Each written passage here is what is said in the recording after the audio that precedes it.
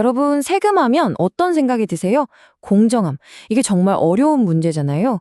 어떻게 하면 모두에게 공평한 그런 세금 제도를 만들 수 있을까요? 이게 뭐 오늘날만의 고민이 아닙니다. 수백 년 동안 전 세계 리더들이 이 문제로 골머리를 앓았죠. 그런데 말이죠. 지금으로부터 무려 600년 전 조선의 한 왕이 이 문제에 대해 정말 혁신적인 해답을 내놨습니다. 네, 바로 세종대왕 이야기입니다. 자, 어떻게 하면 세금을 공평하게 만들까? 이 질문이 바로 세종대왕이 맞닥뜨렸던 문제의 핵심이었어요. 당시 조선의 농민들한테 세금은요, 진짜 뭐라고 해야 할까, 감당할 수 없는 족쇄 같은 거였죠. 열심히 농사 지어서 풍년이 들어도 그 기쁨을 온전히 누릴 수가 없었어요. 세금이 다 앗아갔으니까요. 그래서 오늘 이야기 순서는 이렇습니다. 먼저 조선의 세금 제도가 얼마나 불공정했는지 한번 보고요. 그 다음에 세종대왕이 이 문제를 어떻게 해결하려고 했는지, 그 유명한 공법이 뭔지 알아볼 겁니다. 그리고 이 공법이 세상을 어떻게 바꿨는지, 또 왜 이게 시대를 앞서간 제도라고 불리는지 하나씩 차근차근 따라가 보시죠. 자, 그럼 첫 번째 이야기. 조선의 불공정한 세금. 도대체 뭐가 문제였을까요? 개혁을 하려면 일단 문제가 뭔지 알아야 하잖아요.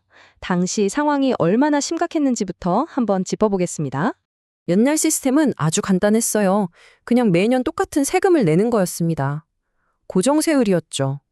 근데 이게 얼마나 비현실적인지 한번 생각해 보세요. 농사라는 게 하늘이 도와줘야 하는 거잖아요. 어떤 애는 풍년이 들고 어떤 애는 가뭄 때문에 쫄쫄 굶는 흉년이 드는데 세금은 똑같다? 이건 말이 안 되는 거죠. 바로 이 지점입니다.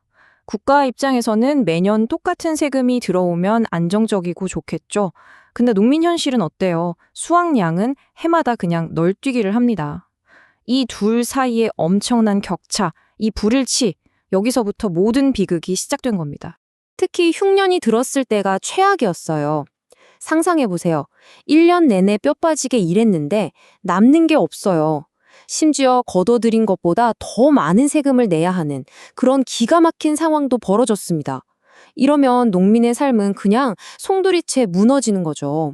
이건 뭐 구조적으로 너무 불공정했죠. 바로 이때 백성들의 이 고통을 그냥 보고만 있지 않았던 리더가 등장합니다. 바로 세종대왕이죠. 세종은 그냥 용상에 앉아서 보고만 받는 왕이 아니었어요. 문제의 본질이 뭔지 정확히 꿰뚫어보고 이건 아니다, 바꿔야 한다고 생각하고 직접 행동에 나선 그런 실용적인 개혁가였습니다. 세종의 목표는 아주 명확했습니다. 농민들 세금 부담 좀 줄여주자. 그리고 이치에 맞는 합리적인 제도를 만들자. 이거였어요. 모든 개혁의 중심에 백성이 있었던 거죠. 더 이상 말도 안 되는 제도로 백성들을 힘들게 할 순 없다. 이런 강력한 의지가 느껴지시죠? 그래서 세종이 내놓은 해결책, 그 이름이 바로 공법입니다. 여러분, 이건 그냥 세율 몇 퍼센트 고치는 그런 수준의 개혁이 아니었어요. 아예 세금을 매기는 방식, 그 판 자체를 완전히 뒤집어 엎는 그야말로 혁명적인 아이디어였습니다. 놀라운 건 이게 지금으로부터 600년 전 15세기 이야기라는 거죠. 자, 그럼 공법이 뭐냐? 한마디로 이거예요. 데이터에 기반한 합리적인 과세. 생각해보면 너무 당연한 거 아니에요? 땅마다 기름진 정도가 다르고 해마다 농사 결과가 다른데 이 지극히 상식적인 사실을 국가 시스템에 처음으로 제대로 반영한 겁니다. 진짜 대단하지 않나요? 공법의 핵심, 그 천재성은 바로 이 두 단계에 담겨 있습니다. 첫째, 전국에 있는 모든 땅의 비옥도를 평가해요. 둘째, 그걸로 끝이 아니라 과거 5년 동안의 평균 수확량 데이터까지 분석합니다. 지금처럼 뭐 컴퓨터나 엑셀이 있었겠어요?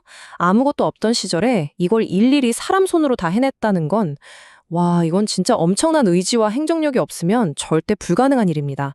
그냥 대충 이럴 것이다 감으로 하는 게 아니라 철저하게 데이터로 결정한 거죠. 보세요. 아주 간단하고 명확하죠?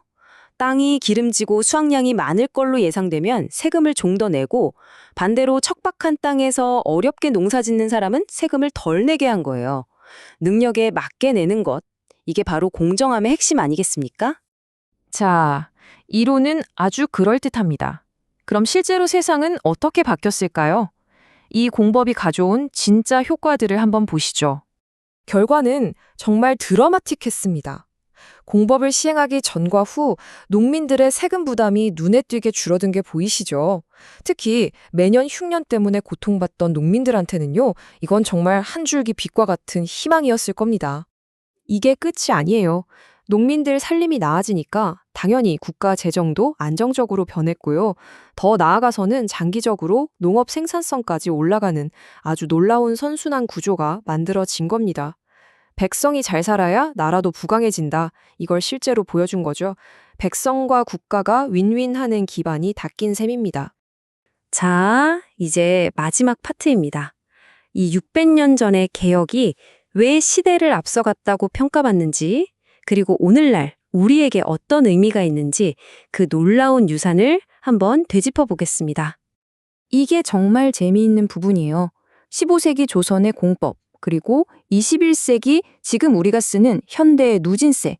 이 둘을 나란히 놓고 한번 비교해 보세요. 방식은 다르지만 그 속에 담긴 핵심 원리는 정말 놀라울 정도로 똑같습니다. 핵심 원리가 뭐냐고요? 바로 이겁니다. 능력에 따라 세금을 낸다. 우리가 지금 너무나 당연하게 생각하는 거 있잖아요. 돈 많이 버는 사람이 세금 더 내고 적게 버는 사람은 덜 내는 것. 이 현대 조세제도의 가장 근본적인 철학을 세종대왕은 무려 600년 전에 그것도 데이터를 기반으로 실현해냈던 겁니다. 정말 대단하죠. 결국 세종의 공법은 그냥 옛날에 이런 좋은 제도가 있었다 하고 끝날 이야기가 아닙니다. 데이터를 가지고 냉철하게 문제를 분석하고 항상 백성의 입장에서 해법을 공인하고 공정함이라는 원칙을 절대 놓지 않았던 그런 위대한 리더십의 증거라고 할 수 있겠죠. 자, 여러분은 어떻게 생각하세요? 이 600년 전의 위대한 개혁이 지금을 살아가는 우리에게 또 우리 사회에 어떤 교훈을 주고 있을까요?